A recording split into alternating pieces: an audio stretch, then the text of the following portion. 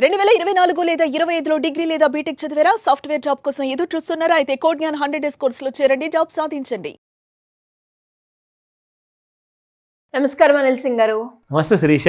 Sir, gold మనమైతే fall మూమెంట్నే చూసాం. మరి అదే విధంగా సిల్వర్ గురించి కూడా మనం మాట్లాడుకుంటున్నాం కాబట్టి సిల్వర్ పరిస్థితి ఏ విధంగా ఉంది, అండ్ అలాగే గోల్డ్ కనుక పెరిగితే దాని ఇంపాక్ట్ ఏ విధంగా ఉంటుంది అనేది మీరు ప్రీవియస్ వీడియోలో చెప్పడం జరిగింది. అండ్ యాజ్ యూజువల్గా సిల్వర్ గురించి మాట్లాడుకున్నప్పుడు సిల్వర్ ప్రైస్ పెరిగితే ఎలాంటి ప్రభావం ఉంటుందంటారు? ఒక ముఖ్యమైన విషయము ఇందాక గోల్డ్ వీడియోలో చెప్పాను, అది మాత్రం సపరేట్ మెసేజ్. అది ఇంకొక సపరేట్ మెసేజ్ ఈ వీడియోలో ఇస్తా. Gold and silver or both precious metals, కానీ రెండిటికి ఇంపార్టెన్స్ వేరువేరుగా ఉందన్నమాట. బంగారం ఏంటంటే పూజలో కాయిన్ రూపంలో ఎక్కిస్తారు, ఆభరణాల రూపంలో మనము తొడుక్కుంటాము, మనం ధరిస్తాము, అండ్ బిస్కెట్ కాయిన్ కలెక్షన్ కూడా చేస్తారు, సేవింగ్స్ అండ్ ఇన్వెస్ట్మెంట్స్ చేస్తారు. బట్ వేరాజ్ silver is not a direct asset for investment. Silver is actually a consumed material అనమాట. అది కన్జ్యూమ్ అవుతుంది అనమాట. అది మీకు ఇండస్ట్రీలో కానివ్వండి, ఫార్మాలో కానివ్వండి, ఎలక్ట్రానిక్స్లో కానివ్వండి, ఇట్ ఈస్ బీయింగ్ కన్జ్యూమ్డ్. ఇప్పుడు ఫర్ ఎగ్జాంపుల్ ఒక ఇటుక వెండి ఉందనుకోండి, దాన్ని కరిగించేసి దాన్ని ముక్కలు ముక్కల్లాగా చేసేసి దాన్ని విడివిడిగా ఒక్కొక్క స్పేర్ పార్ట్లో వాడతారు. అదేమవుతుందంటే ఇప్పుడు మీ మొబైల్ ఫోన్స్ ఉన్నాయి, ఆ డిఫరెంట్ కైండ్స్ ఆఫ్ మెడిసిన్స్ ఉన్నాయి, అవిట్లో మీకు వెండి ఖచ్చితంగా లోపల ఉంటుంది.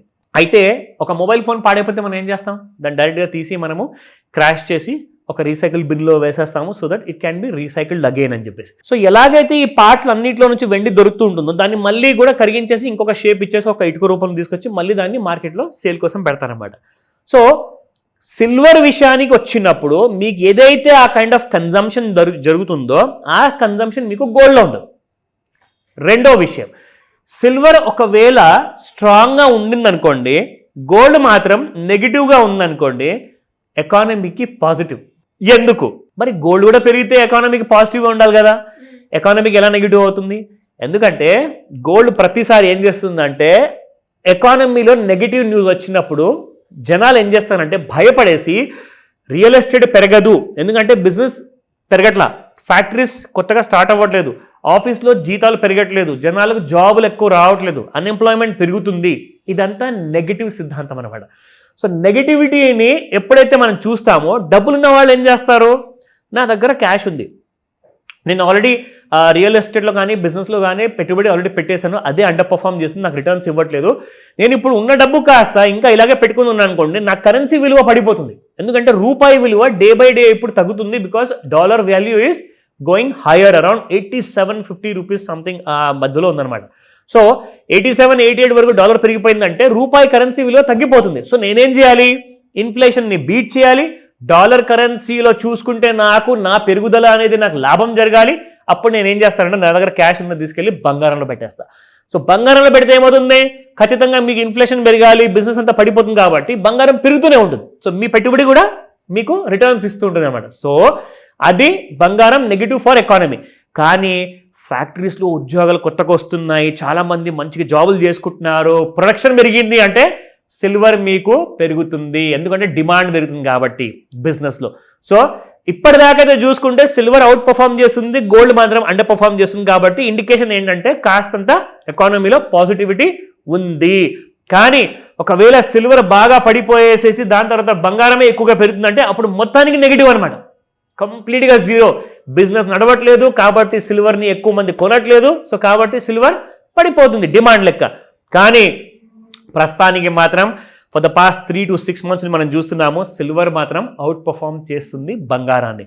సో ఈ విషయమే నేను మీకు ఈ రోజున స్పాట్ మార్కెట్లో ప్లస్ ఫ్యూచర్స్లో ఎలా ఉండబోతుంది ఈ రెండు విషయాలు చూపిస్తా.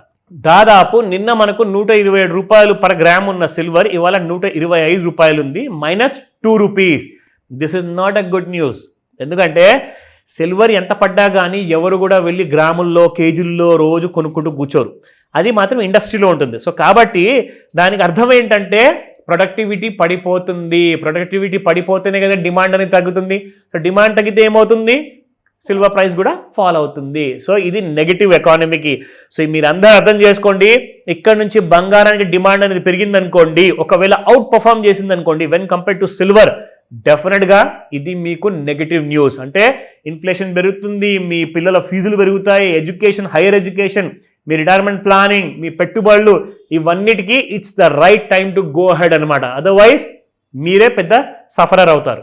నా లుకింగ్ అట్ ది చార్ట్స్లో చూసుకుంటే ఎలాగైతే మనకు ఫాల్ అనేది కనిపించింది కదా, ఇక్కడ పైనుంచి చూసుకుంటే శిరీష కంప్లీట్గా ఒకలాంటి kind of a direct big fall అని చెప్పొచ్చు మన సిల్వర్లో. ఇది మంచి విషయం కాదు. ఇది this is absolutely negative incoming అనమాట. రాబోయే రోజుల్లో ఇంకా నెగటివ్ న్యూస్ రాబోతుంది, దానికి అర్థం అది.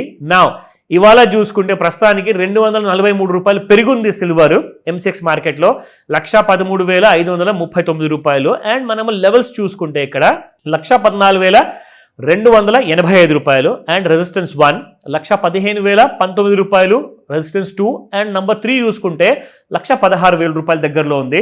కానీ అటువైపు ఛాన్సెస్ చాలా తక్కువ ఉన్నాయి. డౌన్ సైడ్లో సపోర్ట్సే ఒకవేళ కనపడే అవకాశం ఉంది. చూద్దాం ఒకసారి.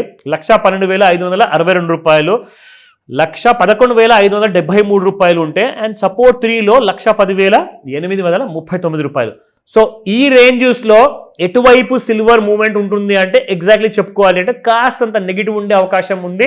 కానీ ఆగస్ట్ నెలలో కాకపోయినా మీకు దీపావళి తర్వాత అంటే నవంబర్ తర్వాత మీకు సిల్వర్ అండర్ పర్ఫార్మెన్స్ ఎక్కువ అయిపోయింది అనుకోండి, అప్పుడు గోల్డ్ మీకు దీపావళి దసరా రోజుల్లో చాలా పెరుగుతుంది. సో ఆ టైంలో అర్థం ఏంటంటే అగైన్ ఎకానమీకి బ్యాడ్ న్యూస్ రాబోతుందా అన్నది kind of doubts in fact national మీడియాలో చాలా మంది చెప్పారు కాబట్టి ఈ విషయం మీతో కన్వే చేస్తున్నారు. బట్ అలాంటి థాట్స్ ఏమైనా ఉన్నాయి మీ మైండ్లో, కూడా డౌట్స్ ఉన్నాయి, నేను ఎలాగా ఎదగాలి లైఫ్లో, ఫైనాన్షియల్గా సెక్యూర్ ఎలా అవ్వాలి అంటే కాల్ చేయండి, ఈ రోజు చెప్తా. Thank you sir, thank you so much. Welcome Sirisha. Suman టీవీలో మీ పర్సనల్ అండ్ బిజినెస్ ప్రమోషన్స్ కోసం కింది నెంబర్కి కాంటాక్ట్ చేయండి.